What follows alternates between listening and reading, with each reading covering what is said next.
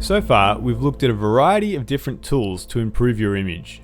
Most of these tools have modified your entire image though. What if you just want to apply an adjustment to a particular part of it? You have the ability to paint in adjustments using a brush. This will enable you to lighten a particular part of your image, or dodge it, or darken a particular part of your image, or to burn it. You can also paint in just about any other adjustment that's available in Lightroom. There are several presets built into Lightroom for local adjustments. Examples include things like iris enhance, soften skin, and teeth whitening. Enable a brush by pressing K on the keyboard or clicking on it in the top of the right-hand column.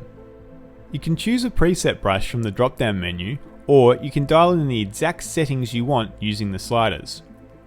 You can then paint this adjustment directly onto your image.